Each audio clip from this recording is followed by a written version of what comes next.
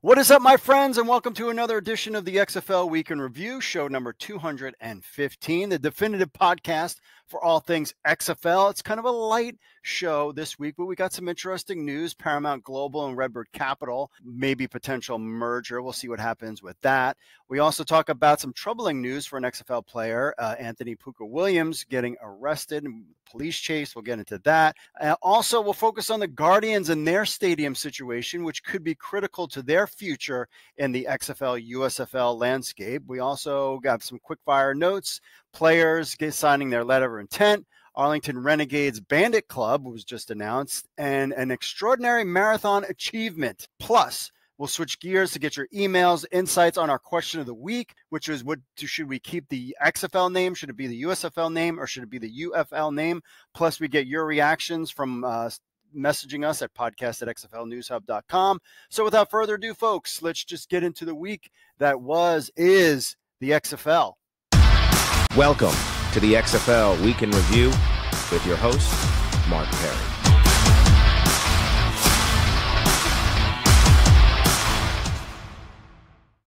I found this article interesting. This was kind of out there and about Paramount Global and RedBird Capital and Skydance might buy a big part of it. So this is kind of with all the other stuff that's going on in RedBird Capital world. And of course, why is that important? Because RedBird, of course, is a major player in the XFL and of course this USFL merger as well. Now, this was what made it kind of interesting with NBC out. The merged league looks to, of course, Fox and ABC and ESPN for game broadcasts. But down the road, if this merger, this acquisition happens, then CBS could be added to the mix as well. So there's a lot of talk about a big move in the media world with RedBird Capital and Skydance, led by David Ellison, might buy a large part of Paramount Global. The deal could happen through National Amusements, which owns most of Paramount's important shares. So Paramount Global, not saying much, owns CBS and other big media parts. And basically, this has been kind of behind the scenes. When there's smoke, where there's fire.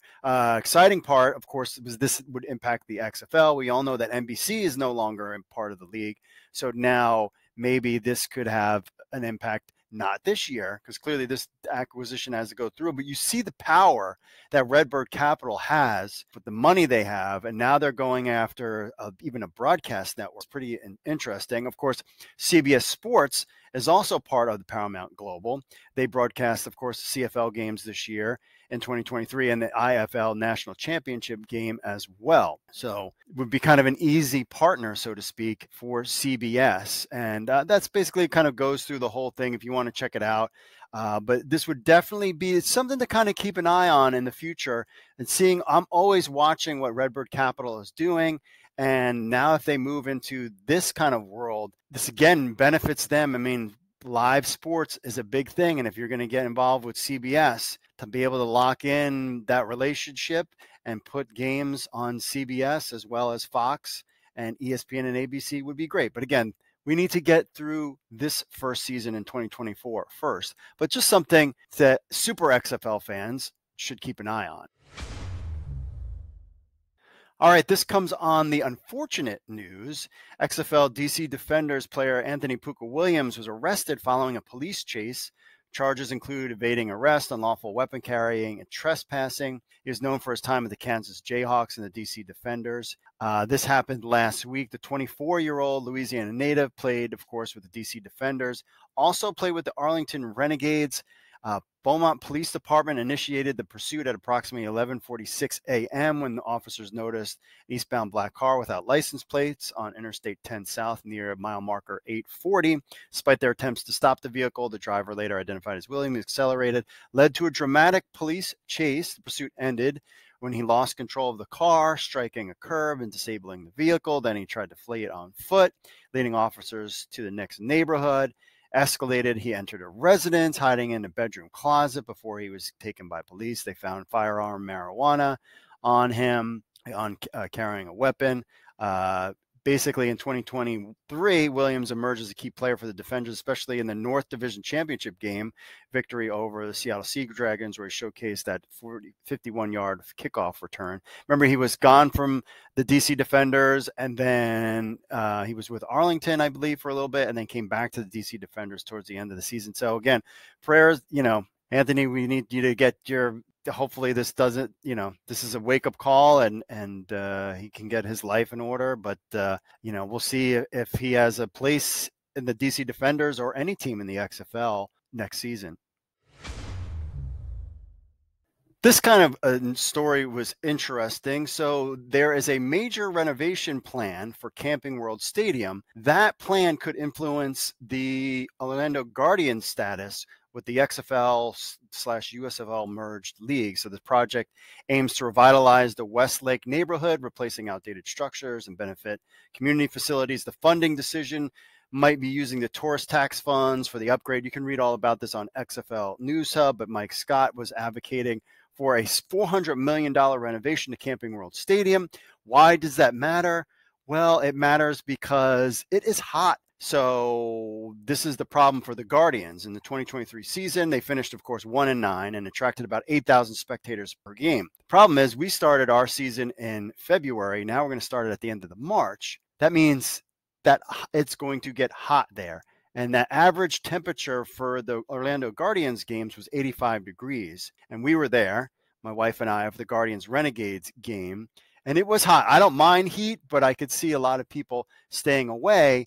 Now, if you're going to have games going into June and, and even maybe even further, that could complicate things. So part of what this renovation would be is to add some type of shielding and covering for the stadium because it's just wide open. There is really no shade. When we were at the game, I believe we were on this side of the stadium. I mean, it was just all sun the whole time. And there was really no shade per se. I mean, unless you're up in one of these levels. So getting up stadium upgrades is something that will help the Guardians in the future. Whether they're part of this season, it remains to be seen. The leaning towards is that they're not. But again, Houston does not have a stadium yet. Seattle, we don't know what's going on with them. And Orlando, selling tickets also. So you have Seattle selling tickets and Orlando selling tickets. But a decision like this where they would upgrade the stadium and make it more comfortable, of course, that would definitely be in the XFL/USFL's interest going forward. So maybe they pause the Guardians for this season and wait and when the stadium gets upgraded. I mean, it's a great stadium, and if they could do some renovations around it, I think it'd be fantastic. Orlando is a great town. We'll just have to kind of see, but this is kind of something to keep your eye on, as this could impact the Guardians' future in the XFL-USFL merged league in the future. Are you a fan of the XFL, USFL, and CFL football? Get ready to embrace your inner general manager with NewsHubFantasy.com's fantasy football experience. NewsHubFantasy.com offers you an unparalleled fantasy football platform bringing together fans of the XFL, USFL, and CFL football leagues. Compete in season-long fantasy with leagues up to 6 players. You can create your own for friends, or you can join an existing league. Draft your ideal team with our 7 active roster spots, including a quarterback, running back, wide receiver, flex, tight end, kicker, plus 3 bench spots. Show off your football knowledge and strategy and dominate your league. Our user-friendly interface makes it easy to manage with your team and get the latest news in your XFL or USFL or CFL leagues on the go. Plus, News Hub Fantasy offers mock drafts, pick'em games, and so much more all season long. So don't miss out on the action. Sign up now at newshubfantasy.com and become the ultimate football fantasy manager.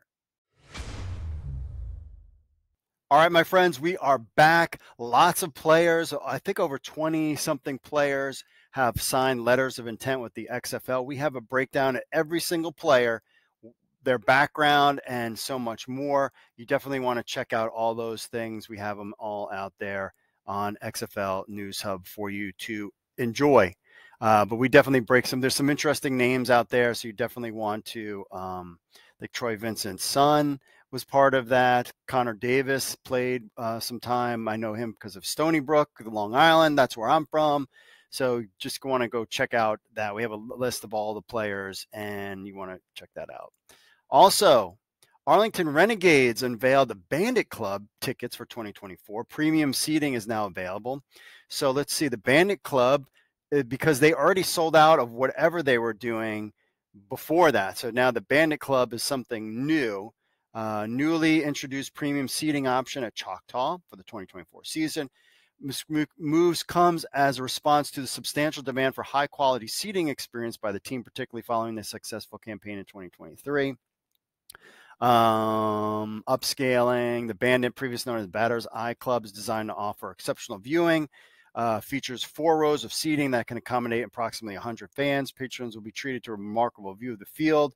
Let's see. Batter's Eye view starting at $1,000. So get on that right now. Let's see. Best sight lines in the stadium. Cushioned seats with extra room. Nice. Private and exclusive club access. Premium all-inclusive food and beverages, soft drinks. Pre- and post-game sideline access, opportunity to purchase tickets to other XFL games, including playoffs and championship, exclusive invitation to team events. So what's happening? You see like a lot of these teams, I mean, we saw San Antonio do it, Arlington does it, St. Louis, basically the 4 teams that we know of, DC, all have this kind of upgraded seating, premium seating. So clearly they're all going to be part of the game here with the new league. The question is, what is happening with the other 4? And we know there's been some seats changing and things like that for keep an eye on the USFL side of things when it comes to the seating packages as well. And finally, Renegades. What a Renegade feat. This is gangster level stuff. I ran a marathon. I ran the Disney Marathon like a year ago.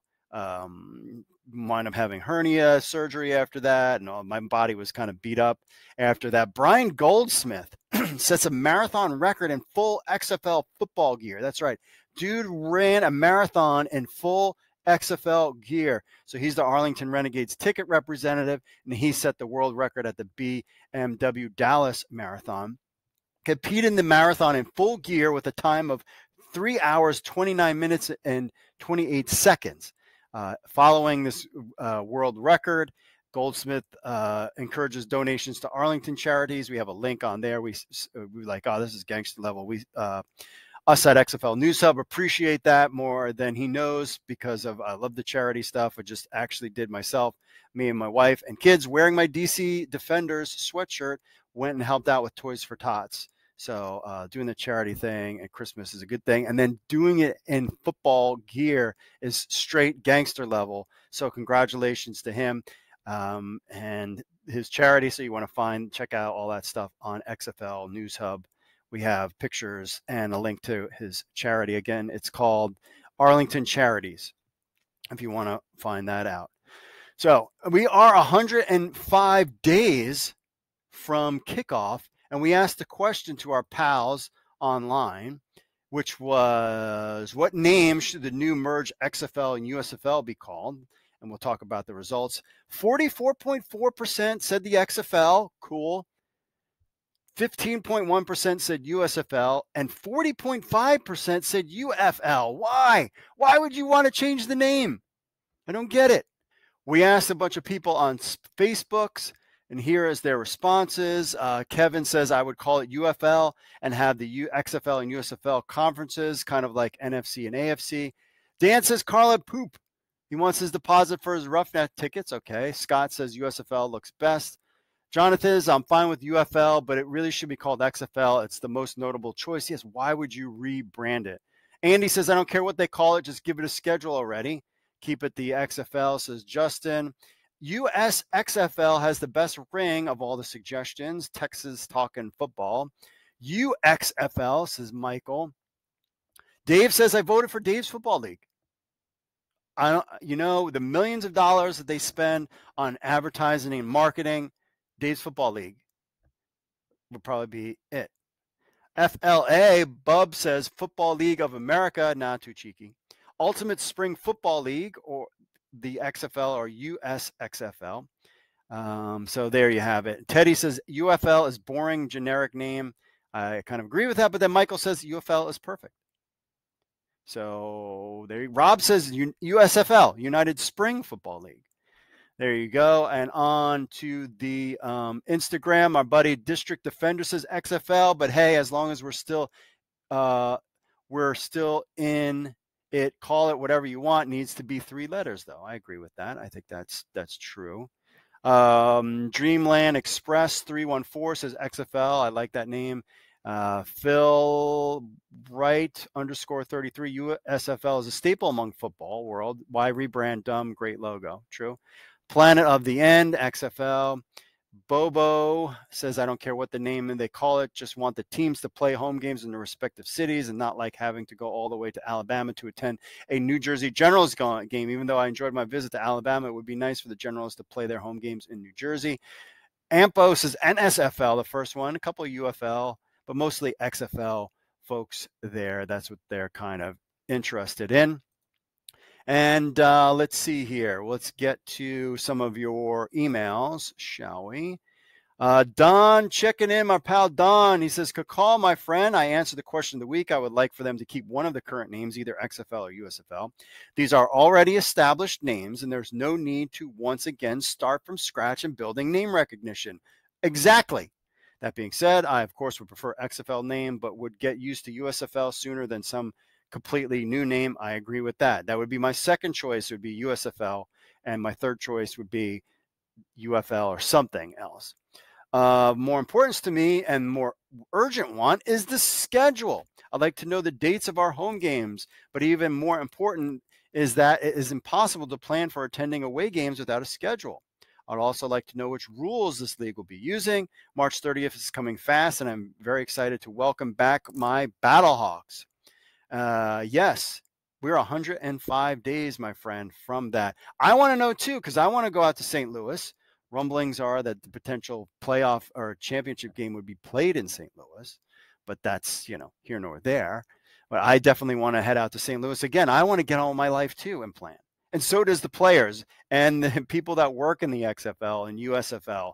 And, everybody wants to kind of get on with their lives. And so we have a direction so we can start cranking and know what teams we are and sell tickets, buy merch, the whole deal. Eric says, good afternoon, Mark. Been watching for a long time. Great job, my brother. Well, thank you very much, sir. Yes, I think the new league should keep either XFL or USFL name. God bless and Merry Christmas. Garrett, Merry Christmas to you, my friend, and God bless as always. Eric, appreciate the message there. John says, hey, man, awesome show. I was wondering if you could do a show of your top 5 games of the XFL season. I read this last time.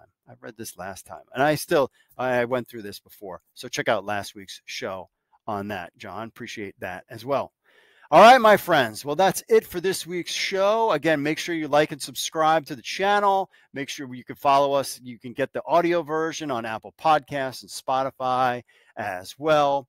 We will keep you up to date. Again, what I've been hearing is that basically we're not going to really get anything until January. Again, this is the 15th. I thought if we were going to get something, it would have been yesterday. Maybe today something will happen, but I'm standing here right now and nothing's going on. That means that puts us into next week. And next week is basically, maybe you can sneak something in next week, but you're right on the cusp of Christmas, and then you don't want to do it during the Christmas week. So now you're talking maybe January 3rd or 4th as kind of the best time to drop something about this new league so we can get on with our lives. Because you want to know and I want to know, so we'll have to find out together. All right, that's it for me, folks. As always, my friends, God bless to every single one of you out there watching this program, and I will see you all later.